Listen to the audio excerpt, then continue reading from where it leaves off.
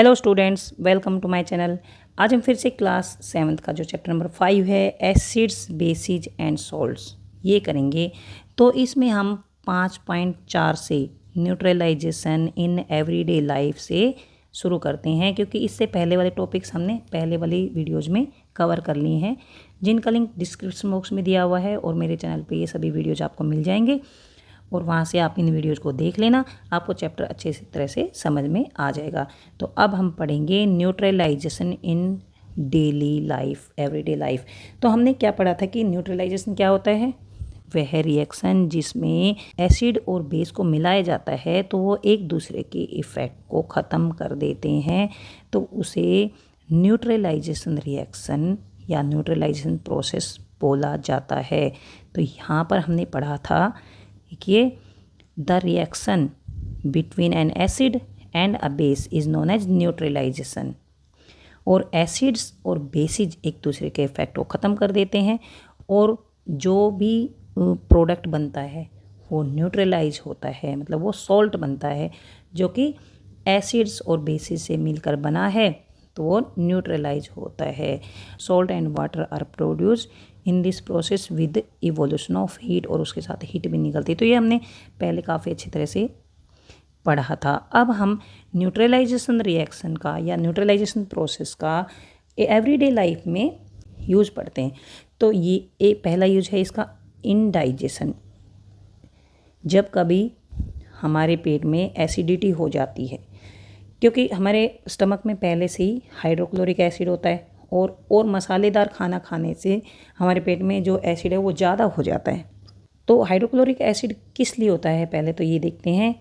हमारे स्टमक में hydrochloric acid food को डाइजेस्ट करने के लिए होता है, लेकिन जब ज़्यादा मसाले वाला खाना खाने से हमारे पेट में और ज़्यादा एसिड बन जाता है, तो ज़्यादा एसिड होने के कारण हमें इनडाइजेशन हो जाता है, मतलब खाना अच्छे से पचता नहीं है, डाइजेस्ट नहीं होता है, तो उसको बोलते हैं indigestion. Sometime indigestion is painful, कई बार काफ़ी पेट में दर्द होने लग जाता है, ये पेनफुल होता है। और इस इनडाइजेशन से रिलीफ पाने के लिए हम क्या खाते हैं? देखिए, हम पहले क्या बताया था कि एसिड्स जो होते हैं वो बेसिज के इफ़ेक्ट को ख़त्म करते हैं और बेसिज जो है वो एसिड्स के इफ़ेक्ट को ख़त्म करते हैं। तो हम अगर एसिडिटी होती है तो हमें क्या खाना चाहिए?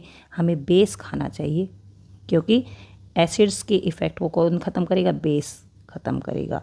तो यहाँ पर एसिड्स हमारे पेट में ज़्यादा हो गए तो हमें एंटी एसिड खाने चाहिए, और एंटी एसिड मतलब बेस।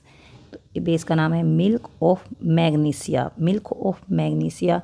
हमें खाना चाहिए, विच कंटेन्स मैग्नीशियम हाइड्रोक्साइड, जिसमें मैग्नीशियम हाइड्रोक्साइड होता है। तो ये क्या करता है? ये न्यूट्रलाइज कर देता है the effect of excessive acid, ज़्यादा एसिड के इफ़ेक्ट को ये ख़त्म कर देता है, न्यूट्रलाइज कर देता है। तो एक तो न्यूट्रलाइजेशन का ये यूज हो गया। अब दूसरा यूज पढ़ते हैं। कई बार आपको चींटी काट जाती है या मधुमक्खी काट जाती है या ततैया जो होता है वो काट जाता है, तो वो क्या करता है? जब वो काटता है तो हमारे स्किन में कुछ एसिड्स छोड़ता है, एसिड्स छोड़ते हैं, जैसे एंट या फिर जो मधुमक्खी होती है, ततैया होता है, मच्छर होता है, ये कुछ एसिड्स छोड़ते हैं। When an ant bites, it injects an acidic liquid। कौन सा एसिड होता है? ये होता है formic acid into the skin, हमारी स्किन में फॉर्मिक एसिड छोड़ते हैं। The effect of the acid can be neutralised bye rubbing moist baking soda. और एसिड के इफेक्ट को ख़त्म करने के लिए क्या किया जाता है? उसके ऊपर baking soda, sodium hydrogen carbonate रगड़ा जाता है, जिससे उन दोनों में रिएक्शन होती है एसिड और बेस में, और न्यूट्रलाइज हो जाता है। या फिर आपने देखा होगा हम जंग लगे लोहे को भी रगड़ते हैं। और जंग लगे लोहे को हम क्यों रगड़ते हैं? क्योंकि जो लोहा जिस पर जंग लगता है, मतलब जो रस्ट होती है, जो जंग होती है, वो बेसिक इन नेचर होती है।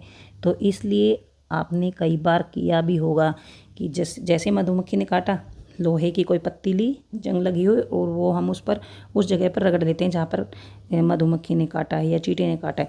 तो ये इसलिए रगड़ते हैं क्योंकि जो रस्ट होता है वो बेसिक इन नेचर होता है, और मधुमक्खी ने या फिर चींटी ने क्या छोड़ा है, फॉर्मिक एसिड, और बेस जो होता है वो एसिड के इफेक्ट को ख़त्म कर देता है, न्यूट्रलाइज कर देता है। The effect of the acid can be neutralised bye rubbing moist baking soda, या फिर बेकिंग सोडा भी हम उस पर रगड़ सकते हैं। बेकिंग सोडा को सोडियम हाइड्रोजन कार्बोनेट बोला जाता है। और कैलेमाइन सॉल्यूशन भी रगड़ा जा सकता है। कैलेमाइन सॉल्यूशन में जिंक कार्बोनेट होता है और यह भी एसिड्स के इफेक्ट को न्यूट्रलाइज कर देता है, मतलब ख़त्म कर देता है और उसे न्यूट्रलाइज कर देता है। इसके बाद जो थर्ड यूज है वो है सॉइल ट्रीटमेंट।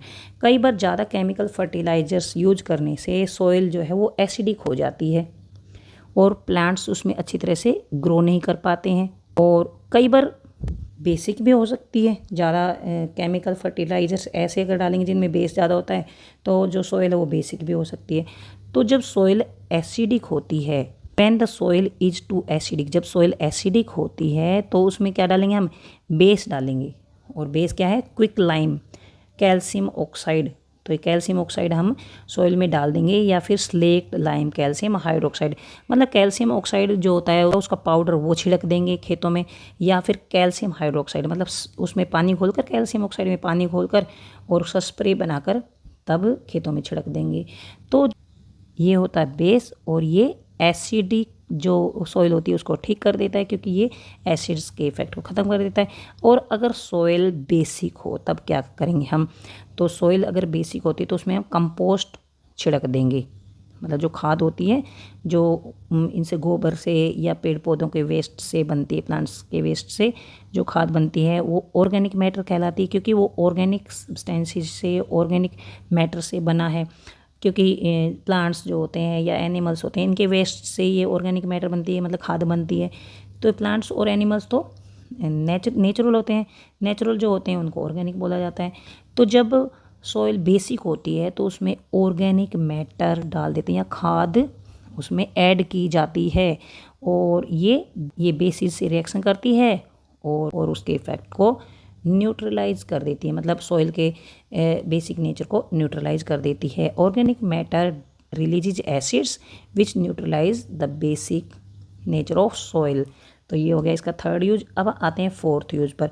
फैक्ट्रीज जो होती हैं, फैक्ट्रीज में बहुत सारे केमिकल्स होते हैं। तो जो केमिकल्स वेस्ट केमिकल्स होते हैं उनको उनमें एसिड्स होते हैं और कई लोग उनको पानी में मिला देते हैं। जो फैक्ट्रीज से वेस्ट में वाटर निकलता है, गंदा पानी निकलता है, उसमें बहुत सारे एसिड्स होते हैं और उनको वो नदी में, नालों में मिला देते हैं। लेकिन ऐसा नहीं करना चाहिए, क्योंकि जो एसिड्स होते हैं वो नदियों में जो मछलियाँ होती हैं या अदर ऑर्गेनिजम्स होते हैं जो कि नदियों में जो गंदगी होती है उसको डिकम्पोज करते हैं, तो ऐसे ऑर्गेनिजम्स को ये मार देते हैं। क्या, जो एसिड्स होते हैं केमिकल्स में वो फीसीज को या फिर अदर ऑर्गेनिजम्स को मार देते हैं। तो फिर इनको फिर क्या किया जाना चाहिए, तो इनमें जो एसिड्स होते हैं, इनमें जो वेस्ट मटेरियल इनमें एसिड्स होते हैं उनमें पहले बेस मिलाया जाना चाहिए, और बेस मिलाने से ये न्यूट्रलाइज हो जाएगा, और न्यूट्रलाइज होने के बाद फिर इन वेस्ट्स को इनमें वाटर में छोड़ सकते हैं, क्योंकि उससे कोई गलत इफेक्ट नहीं होगा। तो factory wastes are there for neutralize by adding basic substances. तो ये देखिए न्यूट्रलाइजेशन के यूजेज हमने यहाँ पर पढ़े हैं, कितने अच्छे यूजेज हैं, कितने हमारे लिए फ़ायदे के यूजेज हैं। तो यहाँ तक चैप्टर ख़त्म हो जाता है, आपको समझ में आ गया होगा। अगर कोई भी टॉपिक आपको समझ नहीं आया है तो आप कमेंट बॉक्स में लिखकर पूछ लेना, उसका मैं अलग वीडियो बना दूँगी। तो यहाँ तक पूरा लेसन ख़त्म हो जाता है, और इससे रिलेटेड जो एक्टिविटीज़ हैं वो भी मैंने चैनल पे डाल रखी हैं, शॉर्ट वीडियोज़ भी डाल रखे हैं, वहाँ से आप इनसे रिलेटेड सभी एक्टिविटीज़ देख सकते हैं। अगर कोई एक्टिविटी मैंने वीडियो में नहीं दिखाई है या वीडियो में ऐड नहीं की है तो आप चैनल पर जाकर वो सभी एक्टिविटीज़ देख सकते हैं। इस चैप्टर से रिलेटेड सभी एक्टिविटीज़ मैंने चैनल पे डाल रखी हैं।